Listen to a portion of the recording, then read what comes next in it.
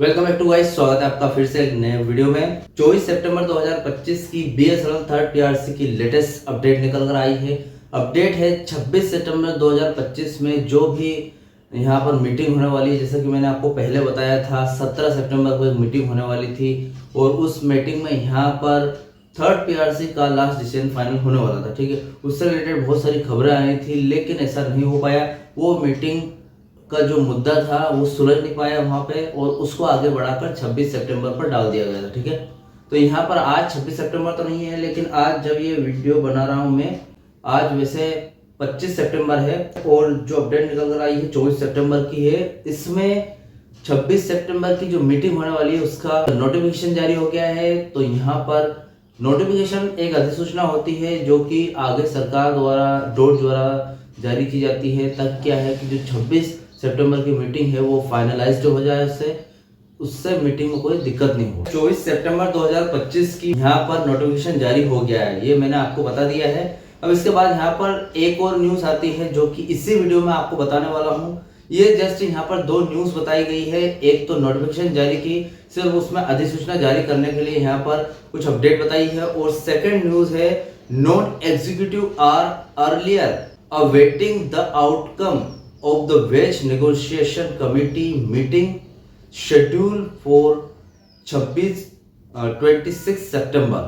ठीक है, यहाँ पर मीटिंग की अपडेट है। अब पूरी अपडेट यहाँ पर इंग्लिश में बताई गई है तो मैं इसको विथ डिटेल विथ एग्जांपल आपको हिंदी में यहाँ पर एक्सप्लेन करने की कोशिश करूंगा। आई होप आपको समझ में आएगा क्योंकि हर एक वीडियो में मैं एक्सप्लेन करता हूं, जैसा कि आपको पता है। जिससे आप मेरा वीडियो अगर रोज देखते हो तो आपको पता है कि मैं एक्सप्लेन करता हूं। ठीक है, ताकि आपको पूरी जानकारी विथ डिटेल विथ एग्जांपल समझ में आ सके। ठीक है, बीएसएनएल में वेतन संशोधन समिति की बैठक का महत्व, क्या इंपोर्टेंस है बीएसएनएल में वेतन संशोधन समिति की बैठक।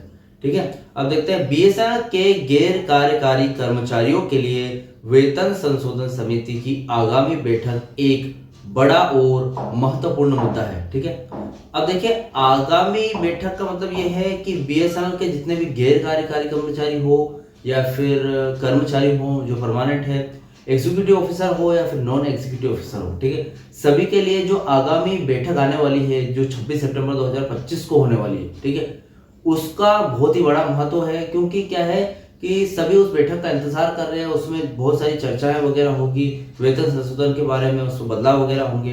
ठीक है, यह बैठक 26 सितंबर 2025 को होनी तय है और कर्मचारी बेसब्री से इसके नतीजों का इंतजार कर रहे हैं। ठीक है, अब बैठक तो होने वाली है, जैसे कि आज हो गया 25 सितंबर 2025, कल बैठक होने वाली है और आज जब ये वीडियो बना रहा हूँ ये 24 सितंबर 2025 की अपडेट है। ठीक है, तो इसमें क्या है, जितने भी कर्मचारी है वो बहुत ही बेसब्री से इंतजार कर रहे हैं कि कब ये मीटिंग हो, कब इसका रिजल्ट आए।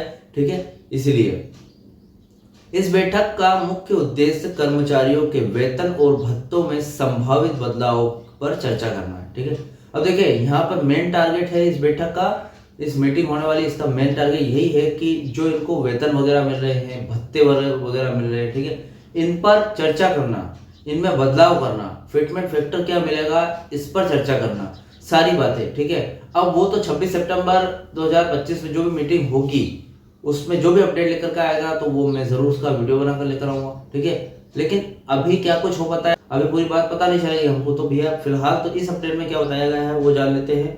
अब आज क्या हुआ, इस बैठक से पहले दो प्रमुख घटनाएं हुई है जो स्थिति को स्पष्ट करती है। अब देखिए दो यहाँ पर बताया गया है इस अपडेट में कि दो यहाँ पर पहले ही घटना घट चुकी है, यहाँ पर स्थिति चेंज भी हो सकती है। तो देखिए आधिकारिक सूचना, कंपनी के कारपोरेट कार्यालय ने इस बैठक के लिए अधिसूचना जो कि नोटिफिकेशन जारी कर दिया है, जैसे कि मैंने आपको वीडियो में पहले बताया है। यह अधिसूचना इस बात की पुष्टि करती है कि बैठक पूर्व निर्धारित समय यानी कि 26 सितंबर को होनी तय है। इस तरह की आधिकारिक सूचनाएं कर्मचारियों और यूनियनों के लिए विश्वास पैदा करती है कि उनकी मांगों पर गंभीरता से विचार किया जा रहा है।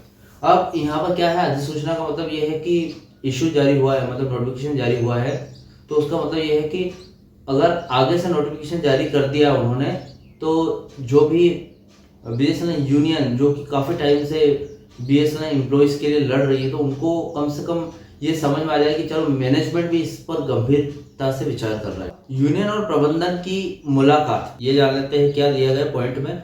कर्मचारियों का प्रतिनिधित्व करने वाली यूनियन बीएसएल ईयू के महासचिव कॉमरेड अनिमेश मित्रा ने बैठक से पहले प्रबंधन के साथ कई महत्वपूर्ण मुलाकातें की है।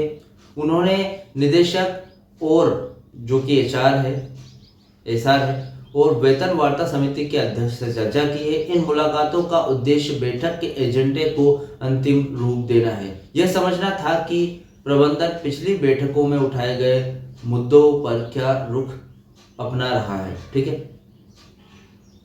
अब यहाँ पर जो भी इनने बीच में मीटिंग्स वगैरह की, तो बीएसएल ईयू को यहाँ पर इस चीज को समझना था कि जो भी मैनेजमेंट अगला क्या कदम उठाएगी या फिर 26 सितंबर 2025 की इस बैठक को अंतिम निर्णय तक ले जाना बहुत ही ज्यादा जरूरी है। ठीक है, इन मुलाकातों के दौरान महासचिव ने यह जानने की कोशिश की है कि पिछली बैठक में यूनियनों द्वारा रखी गई मांगों पर क्या प्रगति हुई है।